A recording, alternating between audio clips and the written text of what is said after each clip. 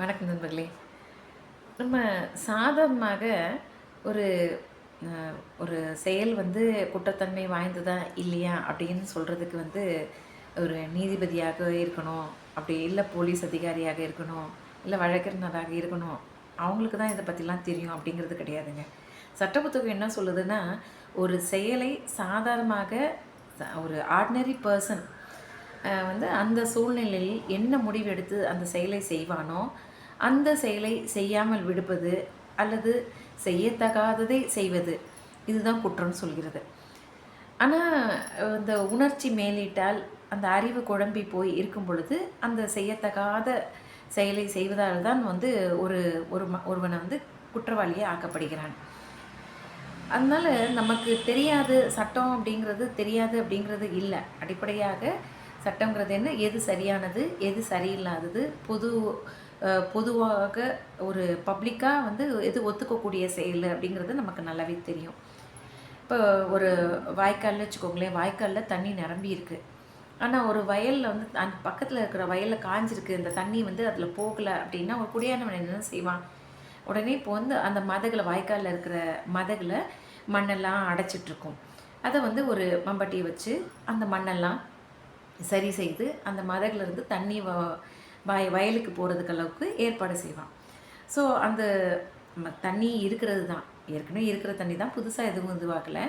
So போயிட்டுருக்கிற பாதையை அடைச்சிட்ருக்கிறத சரி பண்ணி அந்த தண்ணி போகிறதுக்கான பாதையை ஏற்படுத்தி கொடுக்குற வேலையை அந்த குடியானவன் செய்வான். அதுபோல் நமக்கு ஏற்கனவே நமக்கு தெரிஞ்சதை தான் அது எந்த சமயங்களில் எதெல்லாம் செய்யலாம், சட்டம் ஏற்றுக்கொள்ளக்கூடியது எது, எதெல்லாம் சட்டம் தடுக்கிறது அப்படின்னு சொல்வதற்காக தான் இந்த விழிப்புணர்வு ஏற்படுத்துறதுக்கு தான் நம்மளுடைய சங்கடம் தடுக்கும் சட்டம் என்ஜிஓ மூலமாக நம்ம இந்த வீடியோலாம் போட்டுட்ருக்கோம் இல்லையா. இது இன்றைக்கி எதுக்காக இந்த வீடியோ பதிவுன்னா, ஒரு 10 நாளைக்கு முன்னாடி இந்த செய்தித்தாளில் இந்த நியூஸை படிச்சிருப்பீங்க. இந்த பையன் என்ன செஞ்சுருக்கா பாருங்கள். அந்த காலத்தில் சொல்லுவாங்க, ஆண் குழந்தைலாம் ஆஸ்திக்கு ஆண் குழந்தை, ஆசைக்கு பெண் குழந்தைன்னு சொல்லுவாங்க. ஸோ ஆசையை அனுபவிக்கிறதுக்கு தான் ஒரு ஆண் வாரிசு கண்டிப்பாக வேணும்னு சொல்லியிருப்பாங்க. இந்த குடும்பத்தில் 2 ஆண் வாரிசுகள். ஆனாலும் என்னாச்சு, இன்றைக்கி நிலைமையில் ஒரு வாரிசு கூட இல்லாத நிலையில் அந்த குடும்பத் தலைவர் தவிக்கிறார். தன்னுடைய மனைவியும் இழந்து, தன்னுடைய குழந்தைகளையும் இழந்து. ஏன்னா ஒருவன் குற்றவாளி, இன்னொருவன் அந்த மகன், முதல் மகனின் கையால் இறந்துபட்ட இளைய மகன் தன்னுடைய மனைவியும் அவனுடைய கோர செயலுக்கு அலையிருக்கான். என்ன தவறு பண்ணாங்கன்னா, 14 பேப்பர் அரியஸ் ஏன்பா வச்ச, 3rd இயர் ஆகிடுச்சே அப்படின்னு கடிஞ்சிக்கிட்ட அம்மா சொல்லி பொறுக்க முடியாமல், அதே சமயத்தில் தன்னோட தம்பி அனாதை ஆகிடக்கூடாதான், அதனால தான் அவனுக்கும் சேர்த்து இந்த முடிவை கொடுத்தேன் அப்படின்னு அந்த பையன் சொல்கிறான். 20 வயசு நிரம்பிய அந்த பையன் செஞ்சது சட்ட புத்தகத்தில் கோபம் குற்றவாளியா அப்படின்னு பார்த்தா, துறவிகள் வேணால் கோபத்தை அவன் குற்றவாளி கிடையாது, கோபம் தான் அவனை இப்படி செலுத்திருச்சுன்னு சொல்லிட்டு மன்னிச்சு விட்டுறலாம். ஆனால் சட்ட புத்தகத்தை பொறுத்த வரைக்கும் அந்த கோபத்தை அடக்க தெரியாமல் அந்த அந்த உணர்ச்சி மேலிட்டால் செய்யத்தகாத செயலை செய்ததுனால அவன் குற்றவாளியே ஆக்கப்படுவான்.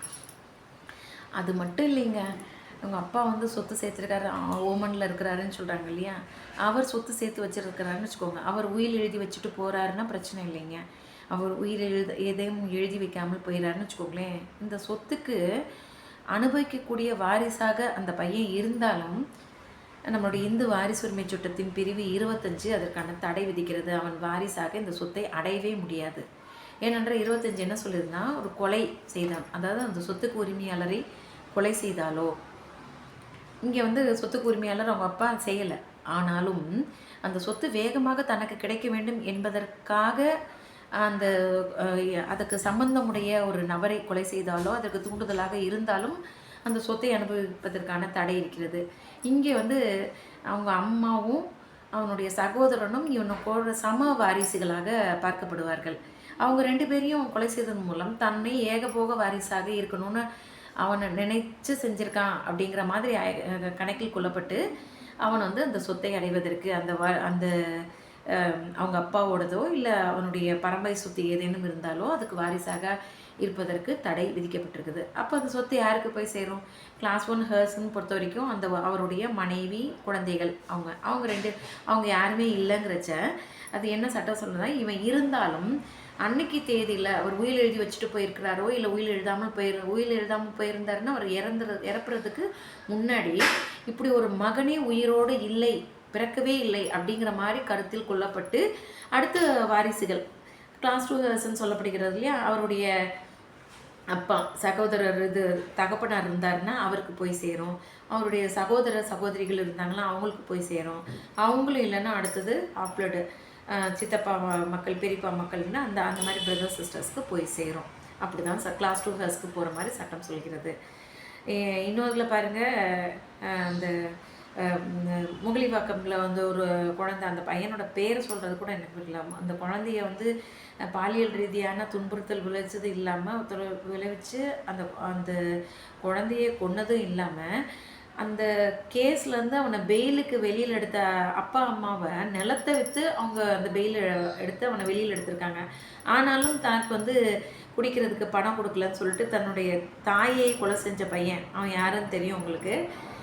ஸோ இது போல் வாரிசுகள் எல்லாம் இருந்தாலும் சட்டத்தின் பார்வையில் அவர்கள் இல்லாதவர்களாகவே கணக்கில் எடுத்துக்கொள்ளப்பட்டு அடுத்த வாரிசுகள் யார் என்று பார்க்கப்படும். அப்படின்னா அவங்கவுங்க செய்த செயலுக்கு ஏற்ற மாதிரி தான் அவர்களுக்கு வந்து அவங்க இருக்கிற நிலையோ இல்லை இல்லாத நிலைக்கு உட்படுத்தப்படுவார்கள் அப்படின்னு தான் சட்டம் சொல்கிறது. இதை பற்றி உங்களோட கருத்துக்கள் என்னங்கிறது நம்மளுடைய கருத்து பகுதியில் தெரியுங்க. மேலும் இது போன்ற இன்னொரு வீடியோ பதிவு உங்களை சந்திக்கலாம். இந்த வீடியோ பதிவு உங்களுக்கு பிடிச்சிருந்தால் லைக் பண்ணுங்கள், ஷேர் பண்ணுங்கள், தெரிஞ்சவங்களுக்கெல்லாம் சொல்லுங்கள். மீண்டும் இன்னொரு பதிவு உங்களை சந்திக்கிறேன். நன்றி, வணக்கம்.